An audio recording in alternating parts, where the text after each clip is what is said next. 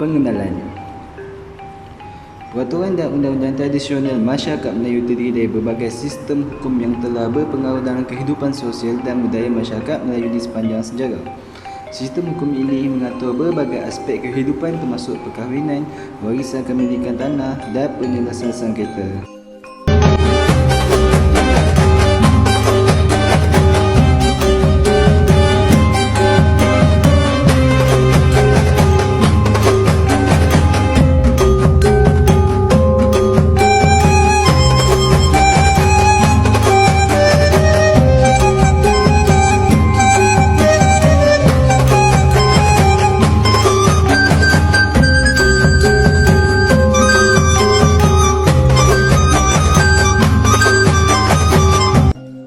Peraturan tradisional masyarakat Melayu. Peraturan tradisional dalam masyarakat Melayu merujuk kepada norma-norma sosial dan etika yang dipegang oleh komuniti. Ini juga termasuk adat resam, nilai-nilai kekeluargaan dan tata cara berinteraksi. Peraturan ini mungkin tidak ditulis, tetapi ia akan diwariskan melalui generasi, membentuk asas tata kelakuan masyarakat Melayu. Undang-undang tradisional masyarakat Melayu. Undang-undang tradisional Melayu seringkali terdapat dalam bentuk lisan dan dipertahankan melalui cerita, pantun atau pepatah. Ia merangkumi aspek hukum adat dan kaedah penyelesaian konflik berdasarkan nilai-nilai keadilan. Undang-undang tradisional ini turut mengandungi norma yang mengawal kehidupan masyarakat dalam pelbagai bidang seperti perkahwinan, warisan dan lain-lain. Peraturan dan undang-undang ini berperanan penting dalam memelihara ketertibaan dan keharmonian dalam masyarakat Melayu. Jenis undang-undang. Undang-undang bertulis dan undang-undang tidak bertulis. Definisi undang-undang. Setiap negara mempunyai undang-undang yang tersendiri, begitu juga dengan Malaysia yang mempunyai peraturan dan undang-undang yang tersendiri. Jadi, apakah yang dimaksudkan dengan undang-undang? Undang-undang ini merupakan satu sistem peraturan atau norma yang cuba diikuti oleh masyarakat. Biasanya ini adalah peraturan sesuatu negara. Jika peraturan ini dilanggar, orang yang melanggar peraturan tersebut mungkin dihukum atau didenda oleh mahkamah. Peraturan ini biasanya dibuat oleh pemerintah negara tersebut supaya rakyatnya boleh hidup, bekerja dan bersosial antara satu sama lain. Kadang-kadang undang-undang juga dibuat oleh sekumpulan orang yang berfikiran sama. Undang-undang secara lazimnya ditadbir oleh sesuatu sistem mahkamah di mana hakim mendengar pertikaian di antara pihak dan mengaplikasikan satu seperaturan untuk memastikan satu keputusan yang adil. Undang-undang bertulis terbahagi kepada dua. Yang pertama, Hukum Kandang Melaka, dan yang kedua, Undang-Undang Laut Melaka. Undang-undang tidak bertulis. Yang pertama, Adat Pepatih, dan yang kedua, Adat Temenggung. Hukum Kandang Melaka. Undang-Undang Melaka atau lebih dikenali sebagai Hukum Kandang Melaka pada mulanya merupakan peraturan yang bukan bertulis. Peraturan itu diadakan untuk melindungi kerajaan, rakyat dan negeri Melaka.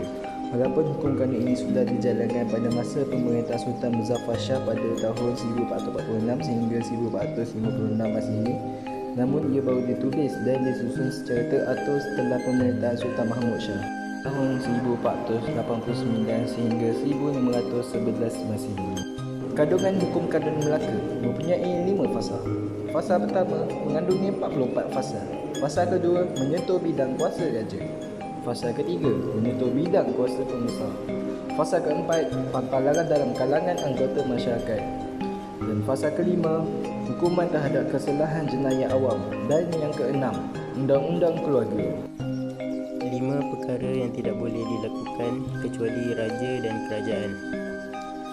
Yang pertama titah, yang kedua berparit, yang ketiga murka, yang keempat karunia, yang kelima anugerah.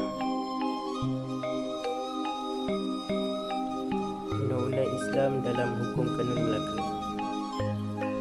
Undang-undang jenayah terbahagi kepada 3. Yang pertama, hukum qisas. Hukum qisas dinyatakan sesiapa yang membunuh orang akan dibalas bunuh. Orang Islam yang membunuh orang kafir tak dikenakan qisas. Dalam soal mencederakan anggota juga akan dibalas perbuatan yang sama dan setimpal. Hal ini selari dengan surah Al-Ma'idah ayat 45. Hukum Diat Fasal 17. Hukum Kanun Melaka menyatakan pembunuh dengan sengaja jika diberi maaf oleh waris akan dikenakan diat atau denda. Hal ini selari dengan mazhab Syafi'i. Yang kedua, hukum hudud. Hukum hudud berhubung dengan kesalahan zina, qazaf, mencuri, minum arak dan murtad. Sebagai contoh, kesalahan zina akan direjam sampai mati bagi yang telah berkahwin dan disebat 100 kali bagi yang belum berkahwin. Hal ini selari dengan surah An-Nur ayat 2 dan juga hadis. Bagi kesalahan qazaf akan disebat 80 kali sebatan. Bagi kesalahan minum arak akan disebat 40 kali sebatan. Yang ketiga, hukum ta'zir. Hukum ta'zir bagi kesalahan yang tidak dikenakan hudud dan qisas seperti mencuri tak cukup nisab akan dikenakan ta'zir. Contoh, akan diminta pulang semula barang yang dicuri atau digantung di leher dan diarak keliling kampung sebagai pengajaran. Undang-undang Muamalah. Ini berhubung dengan jual beli, riba, sewa, pinjam meminjam ada dinyatakan dalam fasal 30 Hukum Kanun Melaka. Contoh disebut dengan nyata haramnya riba, tidak boleh berniaga dengan orang gila. Undang-undang Keluarga. Ini berhubung dengan perkahwinan, perceraian, wali talak dan sebagainya. Dalam hal ini semuanya selari dengan hukum Islam. Undang-undang Keterangan dan Acara. Hal ini adalah berkaitan dengan syarat-syarat menjadi sultan, seperti mestilah beragama Islam, adil, pengampun, pemurah dan sebagainya. Di sini dinyatakan juga hakim atau dilarang menerima hadiah penglibatan ulama dalam soal pentadbiran negeri disebut dengan nyata. Ulama dan kadi terlibat aktif dalam soal pertabalan, perkahwinan, pemakaman seseorang, raja atau sultan. Meskipun pengaruh Islam amat ketara dalam hukum kanun Melaka, masih terdapat banyak pengaruh Hindu dan adat Melayu yang bertentangan dengan Islam. Undang-Undang Laut Melaka ialah kod perundangan Kesultanan Melaka tahun 1400 hingga 1511 yang memperkatakan secara khusus perkara yang berkaitan dengan undang-undang dan peraturan maritim serta prosedur nautika mengenai hal ehwal pelayaran kapal dagang. Ia digubah oleh sekumpulan pemilik kapal Melaka yang kebanyakannya berasal Jawa. Kod undang-undang penting Melaka yang lain ialah Undang-Undang Melaka, walaupun ia masih mengandungi peruntukan tertentu yang berkaitan dengan undang-undang maritim dan kadang-kali dikenali sebagai Undang-Undang Darat Melaka.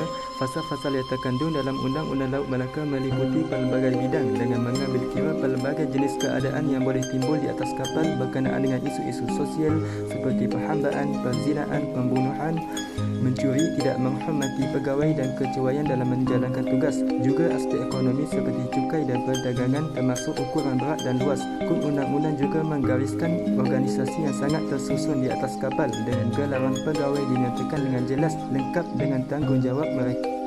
Undang-undang yang tidak selari dengan Islam. Yang pertama, sultan berada di atas undang-undang. Hukuman kias tidak dikenakan kepada sultan atau kerabat raja. Contohnya, Raja Muhammad telah membunuh tun besar, hukuman dibuang negeri. Hukuman hudud tidak dikenakan kepada sultan. Contoh, Sultan Mahmud telah berzina dengan isteri orang.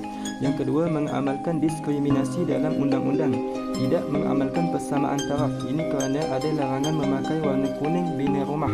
Yang ketiga, konsep daulat dan taulah. Amalkan konsep pantang derhaka kepada raja, sultan walaupun memerintah dengan Terdapat beberapa pentadbiran di kapal seperti awak-awak, nahkoda, jurumudi, muallim, tukang kanan dan jurubatu. 25 Fasal Undang-Undang Laut Melaka menerangkan berkenaan struktur pentadbiran di atas kapal, prosedur dalam pengagihan harta rampasan di laut, prosedur untuk nahkoda yang menemui orang yang terdampar di pantai dengan harta, maklumat untuk orang yang boleh dihukum bunuh di atas kapal, undang-undang dan hukum zina di atas kapal, prosedur dan undang-undang bagi nahkoda yang menjumpai hamba, undang-undang bagi anak kapal yang kurang ajar terhadap nahkoda dan kiwi, Dan yang terakhir, prosedur dan proses bagi seseorang yang ingin meminjam wang. Peruntukan undang-undang terhadap pesalah. Yang pertama, kesalahan berzina. Bagi pesalah yang belum berkahwin, mereka akan dipalu sebanyak 100 kali. Yang kedua, kesalahan memaki nahkoda. Pesalah akan dimalukan di khalayak ramai. Yang terakhir, kesalahan pegawai cuai.